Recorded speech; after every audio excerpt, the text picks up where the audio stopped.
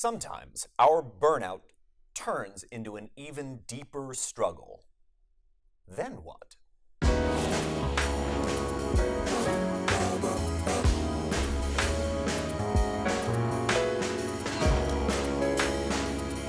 I'm Mike Quackenbush, and this is Till We Make It. And if the messages I've received, both publicly and privately, since Monday's video went live about battling burnout is any indication, maybe we are not done with the topic of burnout just yet. Because I ended up hearing from more of my friends, peers, and colleagues about that video than anything that has hit this channel to date. I appreciate that sometimes the salve for that burnout wound is exactly one of the things that I detailed in Monday's video, like carving out time to visit the white space or learning a new skill set. But there are other times when that is not enough. And hearing from so many of my coworkers in the world of wrestling who said, Mike, I am past the point of burnout. I'm freaking struggling here, man, made me think that this topic needs to be broken open even wider. So if what I'm describing sounds a little bit like where you might be at today, I want to offer a couple ideas for discussion. And number one is we are going to build out your support network. And you might be asking, Mike, what is a support network? Your support network could be made up of your friends and your family. It could be your peers and acquaintances. It could be coworkers that you know in a professional space, and it might also include a mental health professional. But all of these people together will form your support network. Your support network is a group of people that you can turn to for a real conversation. They're people that you turn to for guidance and for insight. And they're also the kind of people that you feel comfortable turning to for emotional support. And all of us, as adults, require varying amounts of emotional support, guidance, and mentorship. And yes, we do need real conversation to feel like functioning adults in the real world. And if there's a question already bubbling up in your mind the moment I intone the phrase real conversation, let me tell you what it is not. It is not social media interaction. Because 99% of what you see on social media is not in any way, shape, or form real.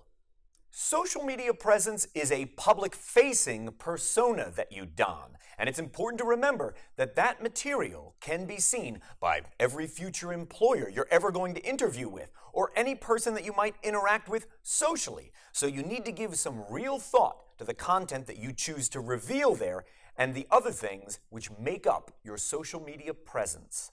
So, of course, all of that content must be neatly curated. And remember, social media presence is really an advertisement for your brand, whether that's a personal brand that you are promoting or it represents a larger corporate brand that you work for. I don't have conversations that neatly fit into 280 characters with a JPEG attached. That's not real conversation. That's ephemeral. It is fleeting, so it has no lasting value. But real conversation does have value, and you're not going to find it on social media. If real conversation is the thing that you need to right the ship, then you need to turn off your mobile device and go sit across a table from someone at a cafe over a cup of coffee and really talk. Or grab a friend of yours, jump in the car, and go for a drive to nowhere specific until you talk out the complete contents of your head. Or if you don't have that available to you, certainly pursue a conversation with a mental health professional who might provide an objective third-party view on everything that's going on in your very busy life. If the very thought of recruiting a therapist or mental health professional to help you parse out the things going on in your life seems like an odd move because taking such intimate information and relating it to a complete stranger might feel alienating, I want to offer you this. Sometimes being able to unload that material on a complete stranger is actually a great relief because you don't have a pre-existing relationship, and their point of view is oftentimes far more objective because of their lack of familiarity.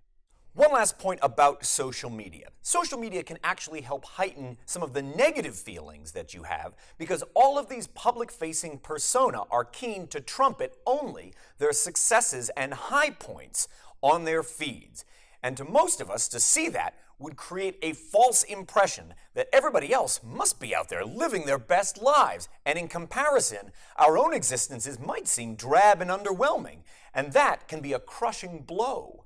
But remember, social media is not a real reflection of life. It is a curated presentation of a public-facing persona, and that's it almost all the time. I bet every single one of you watching can think of at least one example of someone you knew who was in a crumbling or toxic relationship, but presented a cheery facade on their Facebook wall. Keep in mind, social media is a public-facing persona that can be accessed and archived by all, and what goes there must be curated. I'll leave you with one final analogy on this social media point, and then we'll change topics, shall we? When I grew up in idyllic West Lawn, Pennsylvania, there was a community pool where all the kids used to go every single day of summer break. We would ride our bikes down there and we would be waiting for them to unchain the fence so we could run in and start swimming around in the community pool. That pool served a purpose to our little community in West Lawn. But after about an hour where there's a pool filled with kids, you know what's also true? That pool is filled with everybody else's urine. And that is roughly social media. Does it serve a function to community? Yes, it does. But if you're willing to wade into those waters, you have to acknowledge the fact that you're also swimming around in everybody else's urine. The second thing I want to offer to you is this. Make your self-care more of a priority. And if you're asking, what does that even mean? It means that you need to carve out time that is uniquely dedicated to you, and you don't have to feel guilty about taking care of yourself. Your mental state will color everything else that's going on in your life. If you are overcome with a sense of despair, every single activity that fills up your day will be colored by that emotion you're feeling, that despair. Allowing time for self-care can be part of what remedies that exact thing, and you need to consider what kinds of things help you to feel better. They could be very simple measures you take, like making sure you have enough time every day to shower and dress and feel your best. It can be very trivial things, and they can be larger things. There is no right or wrong answer to what might make up self-care, so long as the priority is making yourself feel better. When I struggle with self-care, it's always in the exact same department, and I'm going to tell you what it is. I am terrible about minding my meal schedule.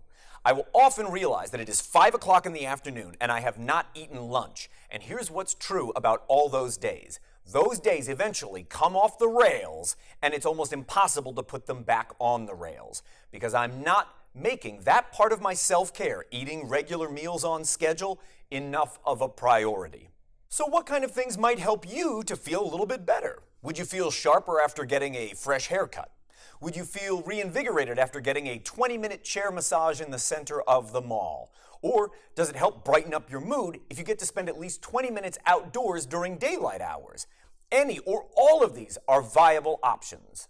And I know that prioritizing self-care can be extra challenging for those of us out there with a little one in our lives. Someone who is dependent on us for every meal that they're going to eat, every article of clothing that they don, everything that they do hinges on us. And in those cases, that additional responsibility can make self-care prioritization an even greater challenge. So if this scenario sounds like you, give some thought to this. Your self-care might have to fit neatly after bedtime or before that little one gets up in the morning. And if what you need to feel right for the day is 20 minutes to do some yoga before the day hits, that might mean you're getting up 20 minutes earlier before your little one, so that time is dedicated uniquely to what you need. And if your schedule is such that the slices of self-care that you need fall during the day while you have your little one, then you may need to consider some type of practice where your little one is able to preoccupy themselves playing in a room or enjoying their favorite book or a show so that you do have time to shower and shave and feel like a human being again. Because when you are at your best, that's when you are best equipped to be a good parent to that little one. And the last thing I want to offer you on this topic is to change your sphere. And here's what I mean about that. I alluded to it a little bit in Monday's video about getting the balance right between the different spheres of your life. Your personal sphere, your social sphere, your professional sphere, or any other sphere that you happen to inhabit. It's a constant juggling act. And you might need to change one of those spheres outright. And this is something I underwent and had great success with, and I don't mind sharing that story with you now. When I was really struggling a couple years ago, my therapist counseled me that I needed to discover a brand new sphere and join it.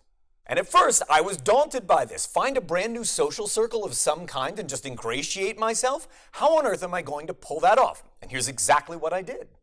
I started Googling around to see if there weren't classes or workshops in fields that interested me in the greater Philadelphia area. And I came across an improv workshop that was being hosted on Lancaster Avenue in West Philly on Sunday nights. And luckily for me, at that time, Sunday nights, my schedule was always free. And I thought, looks like I'm about to go take myself an improv workshop. The very first time I walked into Improv Incubator, I had no idea what I was in store for. I don't really have much of a background in improv, and although I enjoy improv comedy like just about anybody else might, do I understand the skill set? No, not really, and I definitely didn't know anybody in that room, and one thing that was very liberating about that was nobody in that room knew me either.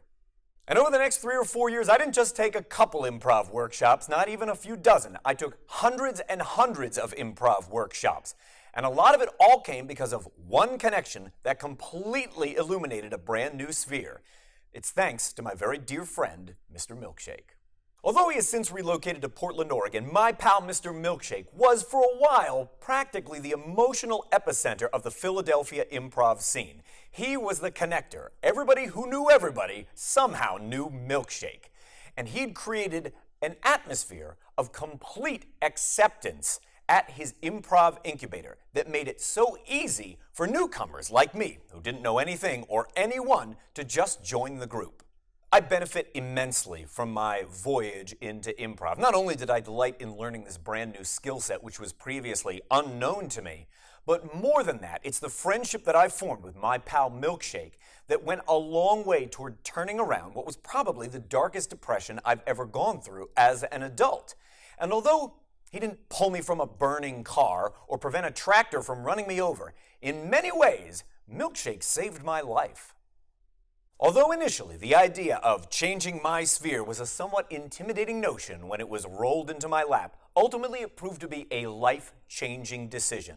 And looking back on it, I realize how important that was to my overall mental well-being that I took that challenge and grabbed it by the reins.